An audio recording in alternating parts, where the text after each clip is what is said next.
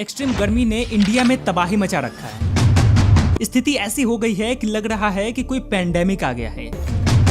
लोग heat waves की वजह से मारे जा रहे हैं। पूरे देश में हर रोज कहीं ना कहीं भयंकर आग लग रही है, पानी का शॉर्टेज हो रहा है, जानवर मर रहे हैं, बर्ड्स मर रही है, मतलब चारों तरफ अफरा तफरी मची हुई है। टेम्परेचर इस रफ्तार से बढ़ रहे हैं कि हर रोज रिकॉर्ड टूट रहा है। जहां दिल्ली में टेम्परेचर 52.9 डिग्री सेल्सियस तक पहुंच रहा है, वहीं पे महाराष्ट्र के नागपुर में टेम्परेचर 56 डिग्री सेल्सियस तक पहुंच गया। ये टेम्परेचर इतना ज्यादा है कि अब तक के कैलिफोर्निया के डेथ वैली में रिकॉर्डेड दुनिया का सबसे हाईएस्ट टेम्परेचर जो कि 56.7 डिग्री सेल्सियस है, उससे बस 0.7 डिग्री ही कम है। एंड शायद जब तक आप ये वीडियो देख रहे हो तब तक इंडिया के गर्मी ने दुनिया का सबसे हाईएस्ट रिकॉर्डेड टेम्परेचर का रिकॉर्ड तोड़ चुका हो। पूरे देश से अभी तक 16,344 हीट स्ट्रोक्स के केसेस आ चुके हैं, जिसमें से करीब 32 लोगों की जान जा चुकी है। और ये सिर्फ इंडिया की बात नहीं है, बल्कि रेस्ट ऑफ द वर्ल्ड की भी यही कहानी है। हर साल धरती अनएक्सपेक्टेड स्पीड से गर्म होती जा रही है और धरती के गर्म होने की वजह से पूरी दुनिया में बहुत ही भयंकर तबाही दिख रही है। और इस सभी तबाही का सिर्फ 3 वजह है: क्लाइमेट चेंज, ग्लोबल वार्मिंग और दुनिया के मात्र 1% कुछ स्पेशल लोग। एंड आइए इस वीडियो में डिटेल में समझते हैं कि ये क्लाइमेट चेंज होता क्या है, इसके वजह से कैसे ग्लोबल वार्मिंग बढ़ती है और कैसे इन दोनों ही चीजों की वजह से दुनिया में बहुत ही भयंकर प्रलय देखने मिलती है। और इन सभी का वजह सिर्फ दुनिया के कुछ 1% स्पेशल लोग कैसे हैं।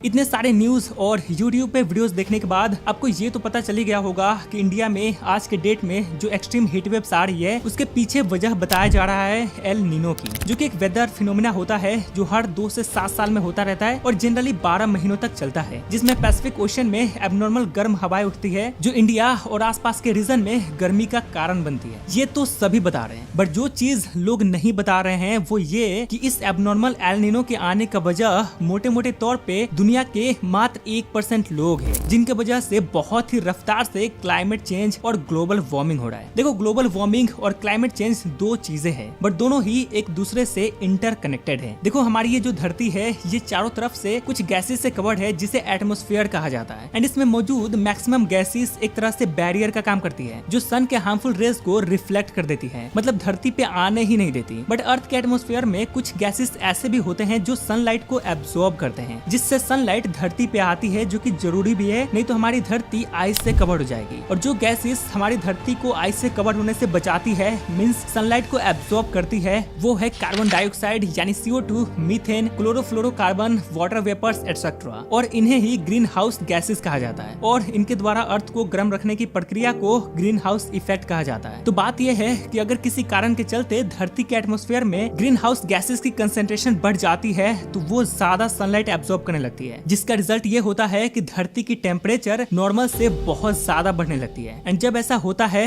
तब इसे ही कहा जाता है ग्लोबल वार्मिंग। एंड जब ग्लोबल वार्मिंग होता है, मतलब धरती की टेम्परेचर बढ़ती है, तो वो धरती के अलग अलग चीजों को अफेक्ट करती है, जिससे ग्लेशियर्स पिघलने लगते हैं, पानी गर्म होकर ज्यादा वाटर वेपर्स बनने लगते हैं, मतलब एक तरह से पूरा क्लाइमेट चेंज होने लगता है। एंड इसे ही कहा जाता है क्लाइमेट चेंज। तो बात यह है कि ग्लोबल वार्मिंग होना और क्लाइमेट का चेंज होना बिल्कुल नेचुरल और नॉर्मल है, जो बहुत स्लोली होती रहती है। दिक्कत तब है जब ये काफी तेजी से होने लगे, और आज के डेट में यही हो रहा है। यूनाइटेड नेशंस के एक रिपोर्ट ने बताया कि ग्लोबल वार्मिंग 18th सेंचुरी के बाद 1.1 डिग्री सेल्सियस तक बढ़ चुकी है, जो कि खैर अभी भी ठीक है। इवन यूनाइटेड नेशंस ने कहा कि अगर इस दशक के खत्म होने तक यानी साल 2100 तक अगर ग्लोबल वार्मिंग 1.5 डिग्री से 2 डिग्री सेल्सियस तक भी बढ़ जाती है, फिर भी कोई मेजर दिक्कत नहीं होगी। बट दिक्कत ये है कि जिस स्पीड से ग्लोबल वार्मिंग बढ़ रही है, 2100 तक तो दूर की बात है, साल 2030 तक ही हमारी धरती 1.5 डिग्री सेल्सियस तक गर्म हो जाएगी। एंड अगर धरती का टेम्परेचर इसी रफ्तार से बढ़ता रहा तो शायद वो दिन भी दूर नहीं होगा जब धरती पे एक भयंकर तबाही आएगी, और शायद उसकी शुरुआत अब हो भी चुकी है। क्योंकि न्यूज में आपको देखने मिल ही रहा होगा कि कहीं 24 घंटों में 6 महीनों की बारिश हो जा रही है, तो कहीं सूखा पड़ जा रहा है। ये सब क्या है? क्लाइमेट चेंज ही है। खैर, अगर आपने एक चीज ध्यान दिया हो तो मैंने बताया कि ग्लोबल वार्मिंग की स्पीड 18th सेंचुरी के बाद बढ़ना स्टार्ट हुई। तो आखिर 18th सेंचुरी के बाद ऐसा क्या हुआ? Industrial revolution.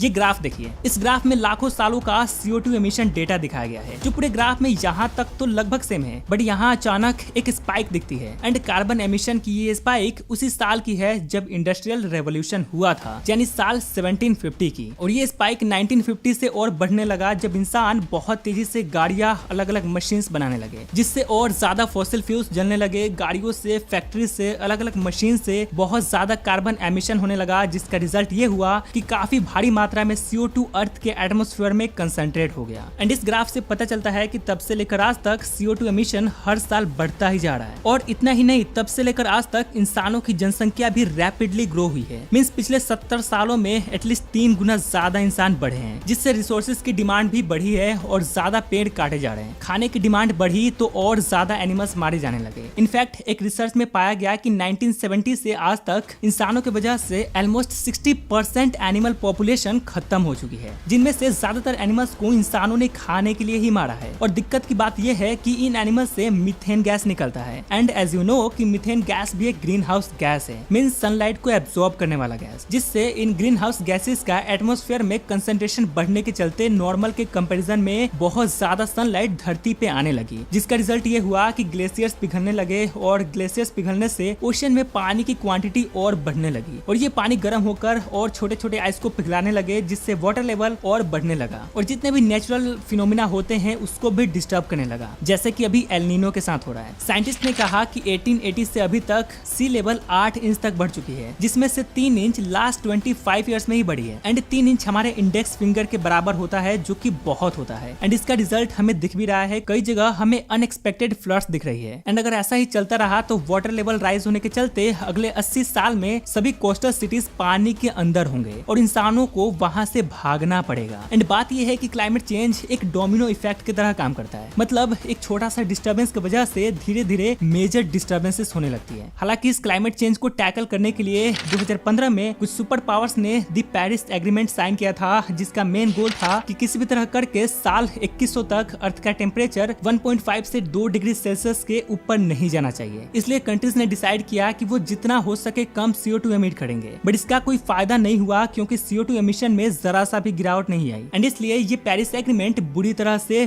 फेल हो चुका है। एंड एक स्टडी में पाया गया कि दुनिया के सिर्फ 1% रिचेस्ट लोग मिलकर जितना CO2 एमिट करते हैं, उतना 5 बिलियन कॉमन लोगों द्वारा एमिटेड CO2 के बराबर होता है। मतलब पूरे ह्यूमैनिटी का 66% कार्बन एमिशन सिर्फ अमीर लोगों के चलते ही हुआ है और हो रहा है। मैं इन अमीर लोगों से कहना चाहता हूँ, मार्स पे जाकर जिंदगी बसाने से अच्छा है अभी जिस ग्रह पर रहकर उसका रिसोर्सेस यूज कर रहे हो, उसके गोद में जिंदा हो, ये सब सोच पा रहे हो, एटलीस्ट पहले उस ग्रह को तो बचा लो, उसको तो बर्बाद मत करो। बट नहीं, इनका है धरती जाए भाड़ में, हम तो मार्स पे जाएंगे। एंड लास्ट में मैं आपसे भी कहना चाहूंगा, आप मानो या ना मानो, बट क्लाइमेट चेंज का ओनली सोल्यूशन है पॉपुलेशन कंट्रोल। इंसान जितना कम रहेंगे उतना कम रिसोर्सेस यूज करेंगे, जिससे कम कार्बन रिलीज होगा और हमारी धरती सेफ रहेगी। बट अगर हम अभी भी नहीं सुधरे तो कोई बात नहीं, फ्यूचर में तरप तरप कर तो मरना ही है।